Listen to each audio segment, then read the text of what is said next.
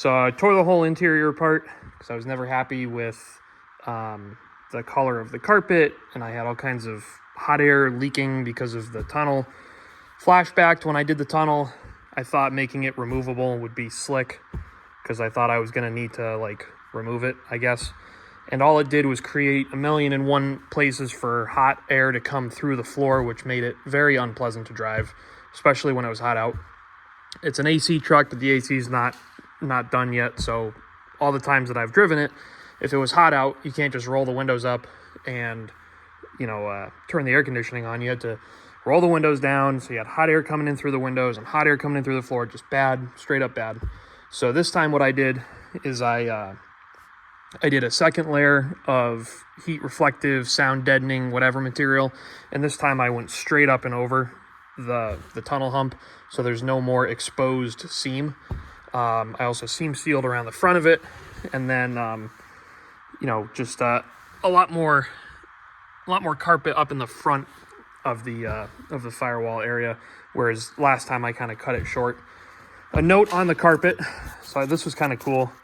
I found this on my old carpet when I took the truck apart. So medium dark gray is what they call this color gray, or this color gray, I should say. And when I ordered auto custom carpets the first time, I picked the one that just said, dark gray or whatever. And that is this, which is a really, really bad match. So not a good match. I ordered this, and it's a much better match. So if you're looking for what I would consider to be the correct gray for a gray 88 to 98, that's what you want. So the last couple days, I've been in here fabricating these seat brackets because I've once again switched back to a 60/40 instead of buckets. So this was a bucket truck factory, then I put a 60/40 in it. And then I think I put a different 60/40 in it because I got a power one. And then when I did the Duramax, I thought that the 60/40 wouldn't work with the tunnel, so I got buckets. The long and short of it is the bucket seat armrests suck. And if you're driving this thing for any period of time, they're just not comfortable. So I got this 60/40, and it's a step in the right direction. Hopefully I'm going to switch seats again, though, because this doesn't have the fold-up lid. And when you have the fold-up lid, it makes it a little bit taller. For me, that's a little bit more comfortable. I might experiment with trying to make a lid for this or do some cup holders or something. But anyway, I got these brackets in. I had to make one for the 60/40 as well. Good, you can see it. And they look good. I think it looks fine. I've also put the back seat back in this thing for the first time since it's had the Duramax in it. So hopefully the addition of the extra sound deadener and sealing up some holes in the floor, adding some mass to the back of the cab is all going to quiet it down. As you can see, there's no doors. So I took the doors off because I need to do pins and bushings because they were no good. I also did some strikers. And when I take the doors apart, I'm actually not going to use these doors. So it's going to be yet another body panel that is no longer original. So now at this point, the only thing that's going to be original for the body is the cab and the fenders. Kind of sad, but whatever. Anyway, so I've got a set of doors for it. I'm going to strip them down, maybe just to the regulator. I don't know if I'm going to take the glass out of them or not. But basically the idea is going to be to put some sound deadening material in those as well. And really just try to make it so that when you're driving this thing, it's as nice and comfortable and quiet as possible, because one day I do have a pie in the sky dream of driving this thing cross country. Who knows if that'll ever happen, but at least in the meantime, it'll be a little bit nicer. So the carpet wound up fitting better than expected. I think this actually fits a little bit better than the last carpet that was in here. I got a big crease here that I kind of can't get rid of. And then there was a crease over there as well. And it's just because of basically the 3-inch lift to the tunnel. Hindsight being 2020, maybe what I should have done is put a lid on the tunnel and left the floor geometry alone. But I'm really not too upset with this. So I've got some door sills coming from LMC. I've got a dash pad coming, some paint to touch this stuff up, and then I'm just going to keep working on putting the rest of the trim panels back in it. Yeah, so never really thought I would take a whole lot of time to make the interior nice on this thing, but now's the time to do it, and so far, no regrets. So, all right, so we're making some progress on the doors. Got these things picked up from the basement, which was a royal pain in the ass. This is obviously the passenger door. Got it stripped. Didn't really know what to do with the sound deadener, so just kind of put it everywhere. I ripped the plastic off, which felt kind of bad about that because I like cool little original things like that. But anyway, basically put the sound deadener everywhere. Obviously allowed the wiring harness to pop out. Didn't cover this little vent.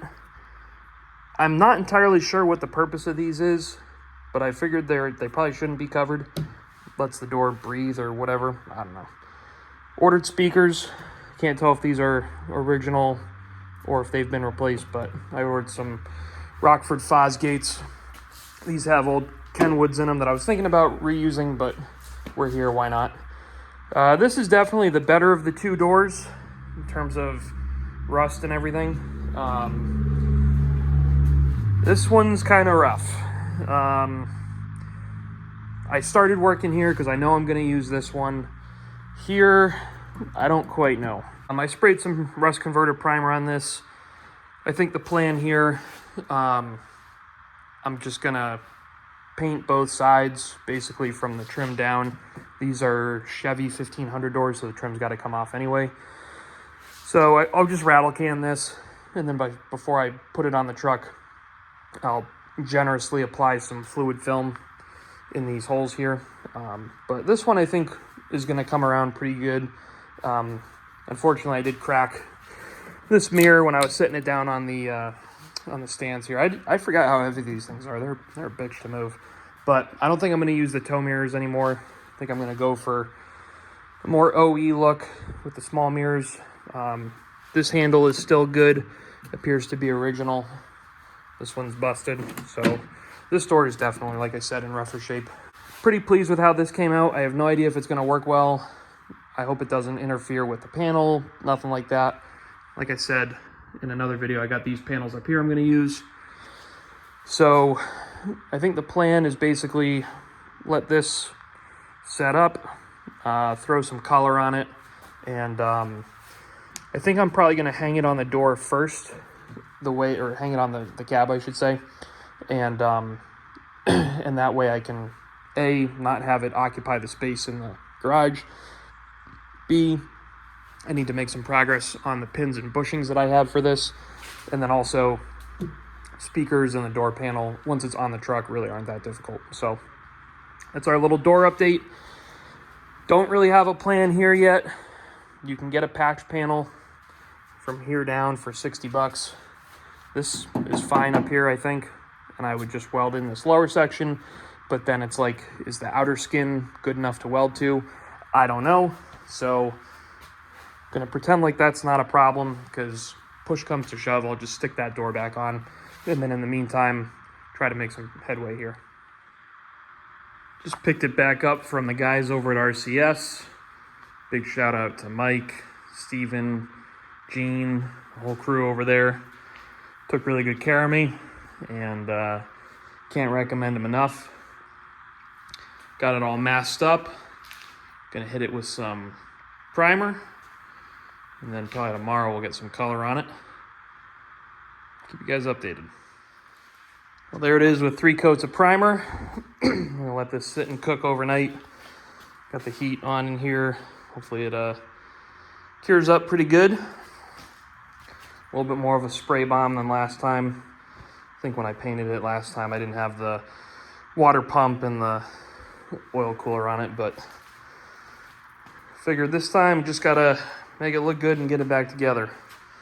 So we'll see what it looks like with color. One thing that kind of stinks, one new head, and then Mike went through and redid this head. And if I had done 2 new heads, I probably would leave them bare and clear them. I don't know, kicking around the idea, maybe once it's all together, I'll throw some paint on these too. But anyway, for the time being, gonna let this set up, and then we'll be back at it tomorrow to get some color on it. All right, we're back for day 2. Got 3 pretty good coats on here, and I'm gonna start shooting some color, and I'll show you guys what we're gonna be using. It's the same as last time. So this is the paint. It's a VHT engine enamel, black pearl. Shout out to my boy Jack Sparrow. But anyway, yeah, I'm gonna go ahead and get some coats of this on there, and things are gonna be looking like $1 million pretty soon. Well, it's a bit of a mess, but we're getting there. Looking pretty good. Pretty much have everything on minus just the last of the accessory drive stuff. Got all the fuel plumbed and some of the coolant stuff done for the turbo and everything. So pretty much gonna get the power steering pump bracket on, which is just paint's drying right now. And then I'm gonna start doing some kind of final checks, and we're gonna get this thing off the stand on the ground. I'm gonna put the flywheel and the clutch on it, and then this is gonna be ready to go in the truck. So I've been chipping away at it pretty good. Didn't really run into anything super unexpected. I forgot that I had to put the CP3 in before the Y-bridge, and at that point the turbo was in. So there was a little bit of redundant work there, but honestly, for the most part, it's been going together pretty well. And decided to paint the heads because I had the one new head and the one remanufactured head. And I think it looks pretty good all in all. I mean, really, once it's in the truck, it's not like you're going to see it anyway. But repainted the rocker boxes and the upper valve covers, repainted more or less everything, just a quick scuff and spray. Left the turbo alone, but yeah, so it's going together pretty good, and hopefully be ready to have it in the truck shortly. And if I can get this thing in today, then I can start cleaning out the mess around the truck, and I'll get the trans back on the trans jack, and we'll get ready to stab that thing in. And then from there, it's just wiring harness and plumbing more or less. So we're getting there. All right, well, it's the next weekend. Got the engine stab back in. Got the trans back in. Just kind of sitting in there for now. Still got to tighten up all the cross members and everything else. So I can do that, and I can start doing some initial wiring and plumbing. Then over here, when the turbo blew, April of 2024, I replaced this intercooler because I was afraid of debris being in the old intercooler, and I found that the way I had designed this meant that basically the only way you could get the radiator and intercooler out was to take the whole cooling stack out. So I had to cut this mount here. So I'm going to need to come up with something, you know, basically, instead of this being welded, this is just going to need to bolt, maybe with like a riv nut or something like that. So I'm going to change that around, and ever since I had put in the new turbo, I had issues where it just seemed like the EGTs were coming on way quicker than before. And the two things that I want to do is pressure test this intercooler to make sure I don't have any leaks, and then also I got to get with Kyle to weld up a better version of this elbow, one that actually fits better, because as you can see, it's not exactly ideal fitment. So basically what's got to happen next is I got to get this thing ready to go, finish up bolting in what we did this weekend, wire it and plumb it, and then it's ready for a test fire. So it's not going to go to Pennsylvania. This video will probably come out after plow day anyway, but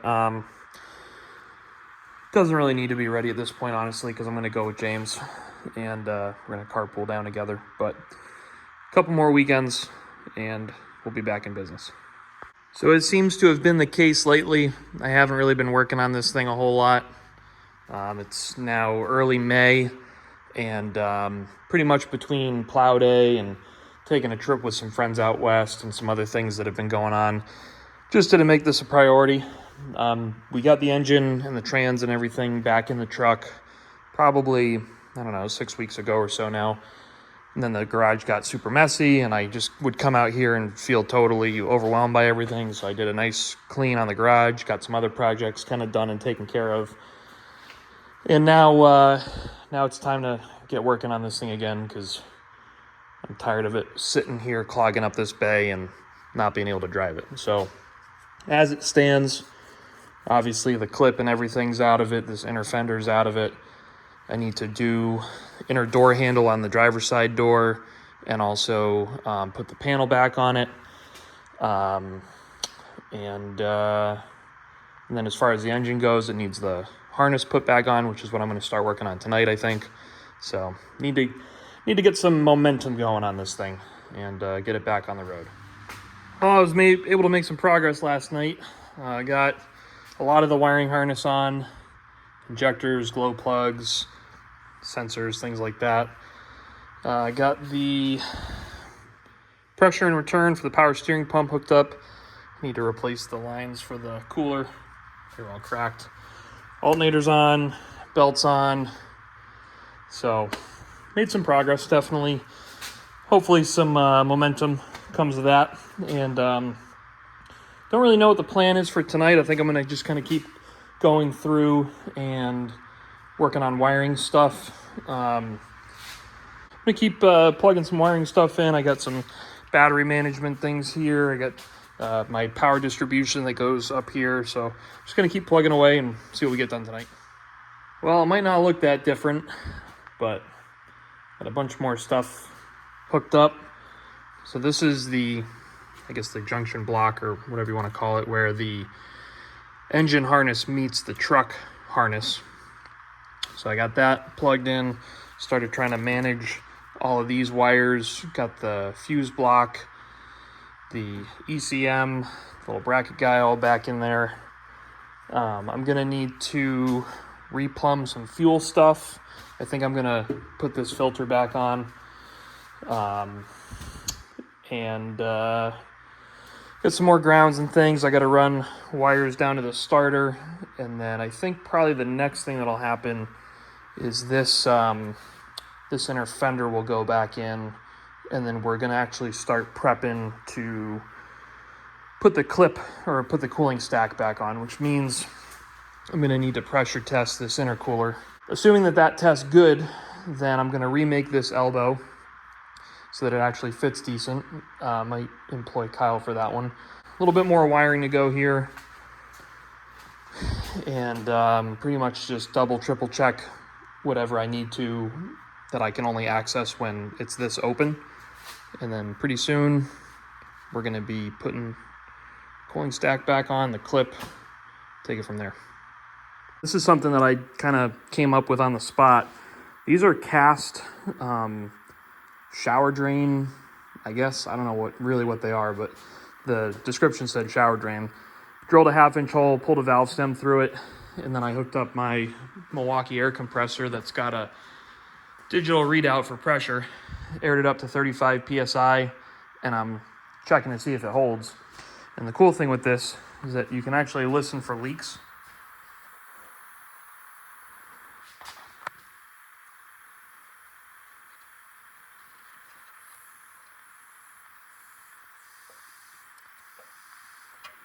So I'm not too worried about the actual integrity of the intercooler itself. I think I'm just gonna either get some new clamps or boots or both, or maybe use the hairspray trick when doing these boots. I'm also definitely going to try to remake this elbow. I've got a 3-inch exhaust donut somewhere over there that'll get me a better radius. So basically what this tells me is I can use this intercooler, and this is not really part of my boost leak, if there even was one. So I still need to go through this and redo these mounts. I picked up some fenders for the red truck today. It came with a cooling stack or a core support for a gas truck. This one's kind of mangled, so I might take a look at using that other one. I might just use this one, I don't know. Got to figure it out. Over on the truck side, really more of the same. Just getting everything ready so that pretty much, honestly, at this point, I could take the belt off, put the batteries in it, see if it runs. And really after that, it's just everything in the front of the truck. So we're getting there. Well, I took advantage of the nice weather today, had all the doors open, and as you can see, made some good progress. Got the core support back on, got the power steering cooler plumbed. I opted to, instead of redo the whole mounting system for the radiator and the intercooler, I decided to just weld the piece that I cut. It'll be fine, and God forbid I got to pull this out. At least I know what I'm up against. Started getting the piping going. Gonna work on redoing the elbow that goes from the outlet of the intercooler to the cold side pipe. So we're getting real close.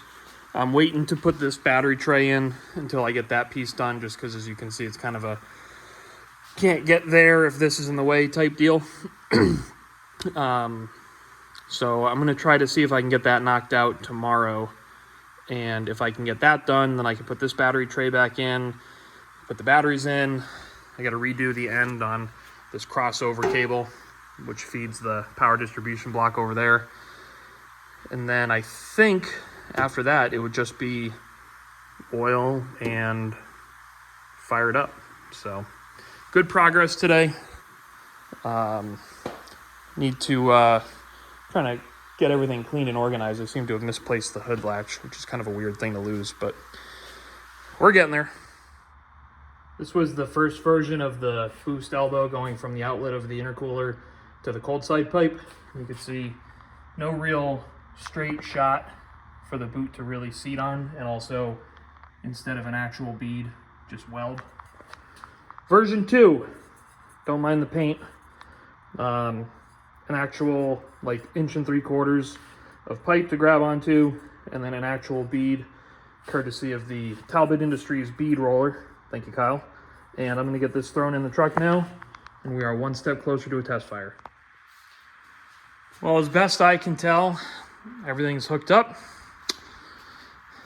Haven't touched the key yet. I put oil in it. Remove my key blocker. So theoretically, we should have lift pump and gauges. Lift pump. Okay. No drive shaft, so we don't have to worry about that. All right. So it's got oil. Doesn't have any coolant in it, so I'm not going to run it for too long. I don't know. I guess I'm going to open that door. We'll see what happens. I also just remembered the downpipe's not on it, so I'm not going to run it too long for that reason either. But see if this thing remembers. It's got fuel. All right, well, here goes nothing.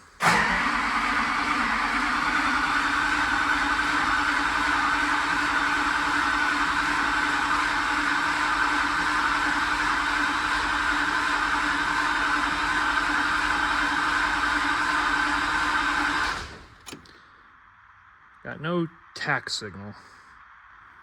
That's weird.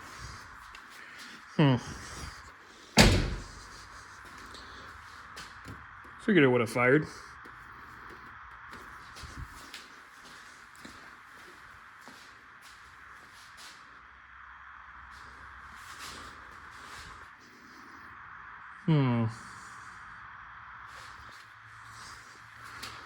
Let's try it again.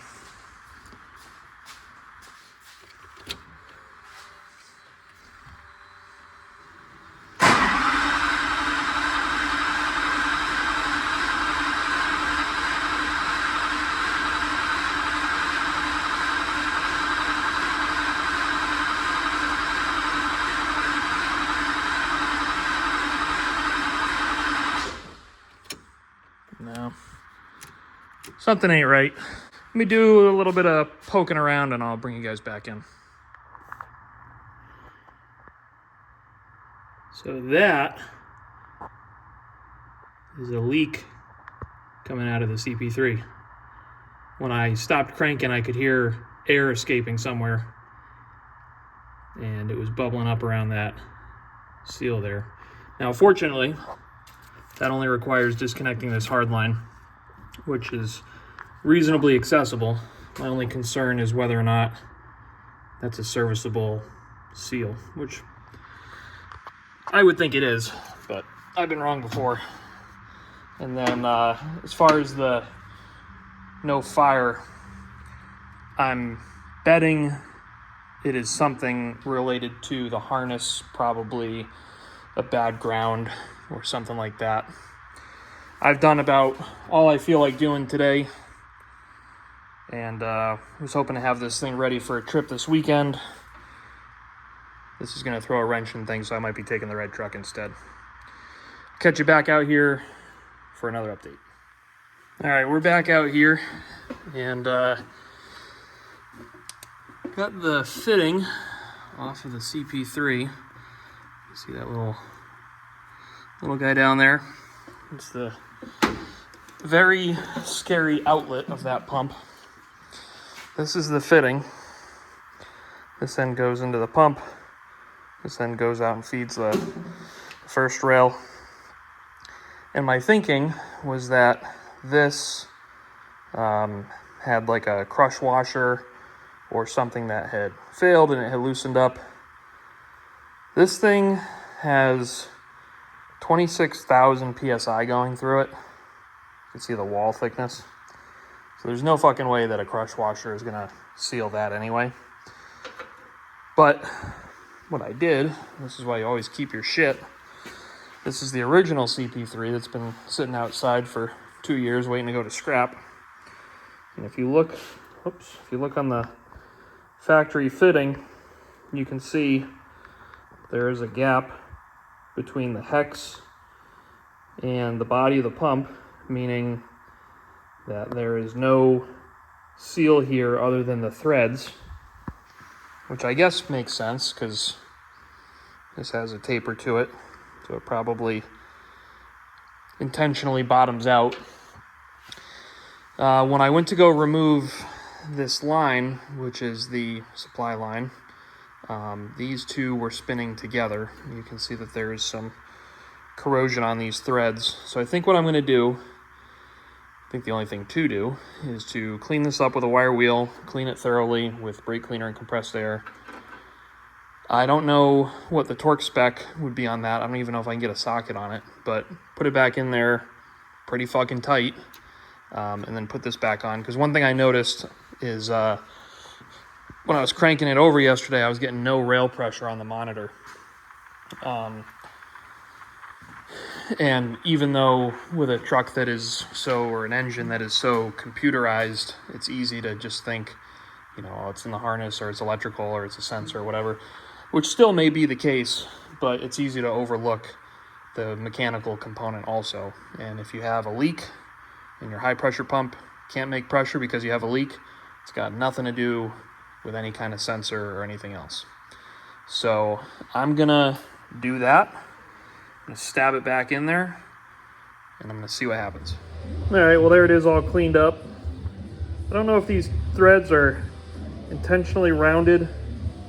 I really don't think I did that just with the wire wheel, but anyway, we'll throw it in there and here goes nothing. All right, take two.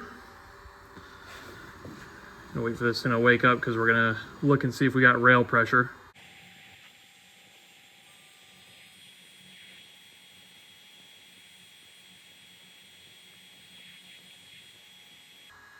We had lift pump pressure yesterday, or the other day, I guess. And now we're getting fuel to the pump. Yeah, we got 9 PSI there. So you can see the computer is asking for 8,000 PSI. And we'll see what we got.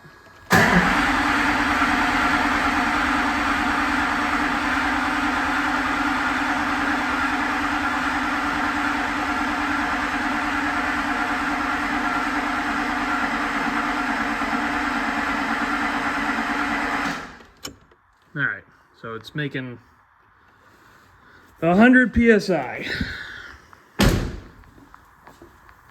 Let's see if it's still leaking.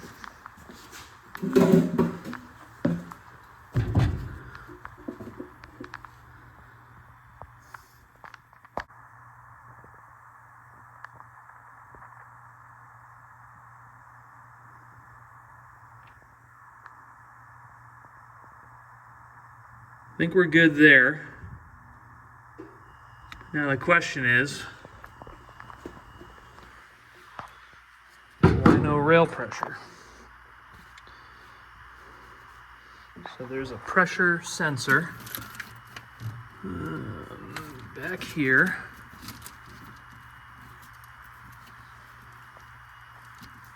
It's plugged in.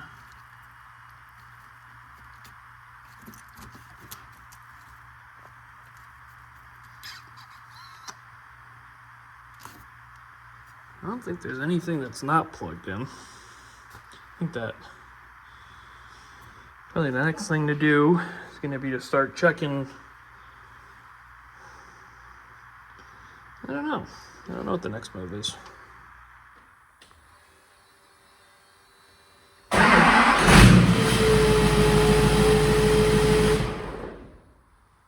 Great news!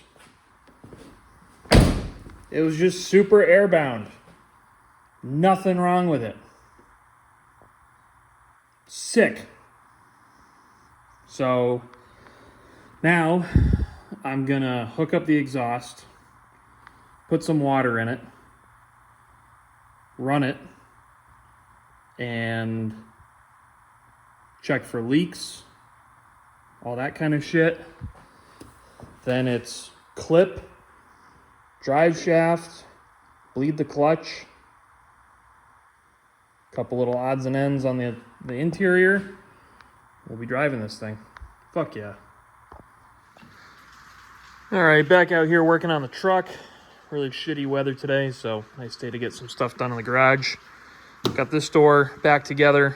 I got the new speaker in and did the sound deadener.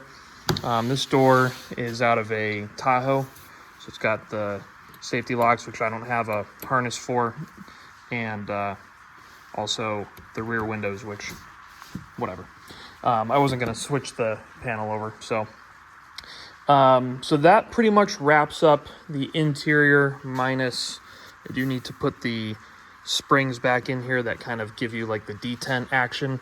I got to wipe everything down. This panel is much nicer than the one that I took out, but still not great, or just dirty anyway. I put the shifter back on, and I have this plate out here. Actually welded my cup holder to it, and just waiting for the paint to dry. So that'll give me kind of a mock center console. And then pretty much from there, just need to put the throttle pedal back in, and that's pretty much going to do it for the interior. So after that, tomorrow I'm going to do new hardware for the traction bars, because that hardware actually loosened up. So I got longer bolts, and I'm going to do nylon lock nuts this time instead of like the deformed style locking nuts. And then it's drive shaft, bolt in the trans cross member, bleed the clutch, and put the grill, the headlights, and the bumper on, and then coolant, and then we're ready for a test drive. So chipping away, and hoping to have it on the road for maybe for this weekend.